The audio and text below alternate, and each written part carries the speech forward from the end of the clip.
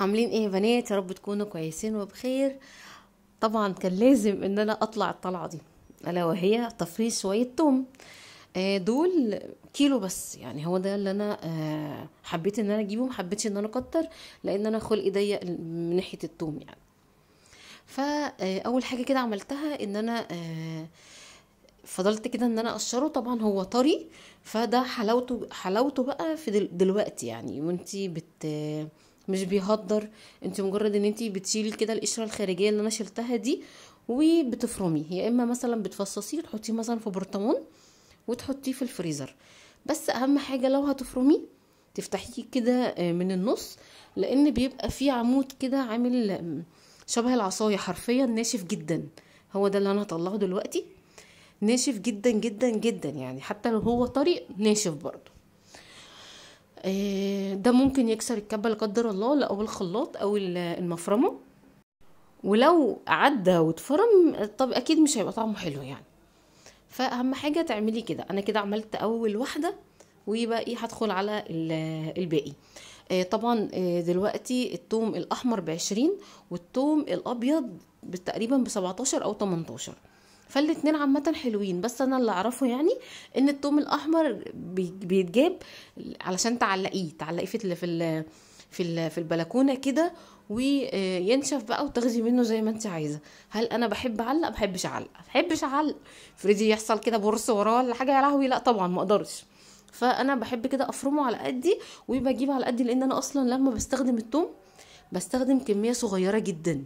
ما بستخدمش كميه كبيره. ف فهو كيلو توم بالنسبه لي كويس. ممكن قدام شويه اجيب شويه كمان، بس مش دلوقتي اكيد. جبت بقى هنا المفرمه، وطبعا شطفته وسبته يتصفى كده، ومجرد شويه ملح بس، ليس الا. وتبداي بقى ايه تفرميه، يا اما بالمفرمه يا اما بالمطحنه. المفرمه طبعا اللي هي اليدويه، المطحنه اللي هي بتاعت الخلاط، وديت بقى الكب. ولو هتعمليه في شفشق الخلاط بيبقى حلو، بس نقطة مية صغيرة بس كده. طبعا بقى فرمتك بقى على قد ما انت بتحبيه ناعم. انا بصراحة بحبه كده ايه مهروس كده، بيبقى حلو بصراحة، مش بيبان في الاكل. و مش عارفة بحبه انا كده. طبعا كنت انا نسيت في اللحظة دي ان انا اطلع برطمان الفلفل الاحمر اللي عندي، علشان احط كده شوية عليه. بس طبعا شوية من التوم، مش على كله. فنسيت طبعا. فانا بعدين نبقى نعمل الليله دي، او طبعا لما عاوز ده من ده اطلع ده على ده، فاهمين قصدي؟ فهنا بقى ايه كنت خلصت، مش عارفه ايه اللي خلاني اسقف في الاخر. فرحانه طبعا. هجيب بقى كده برطمان طبعا، واهم حاجه تنشفيه كويس. هو برغم ان هو كان ناشف، بس انا قلت امسحه شويه كمان. وتعبي كده تقومي ضغطه كده بالمعلقه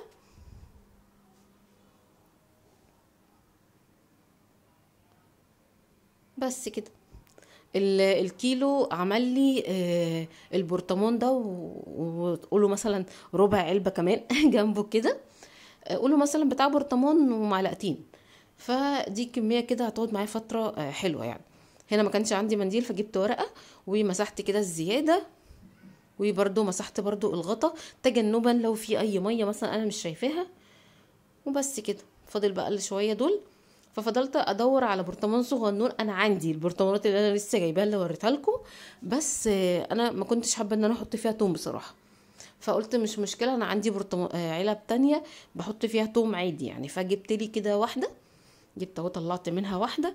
العلب دي برضو من العلب التحفه تحفه تحفه، برضو كانت 3 ب10. خامتها حلوه تحفه بصراحه. فحطيتهم كده. دول بقى شويه، دول الصغننين دول ممكن بقى هم دول اللي اكمل عليهم فلفل احمر، وتبقى بقى العلبه مليانه بقى كده. انا مش عارفه هنا مالي مبطئه كده ليه، بس مش مشكله مش مشكله.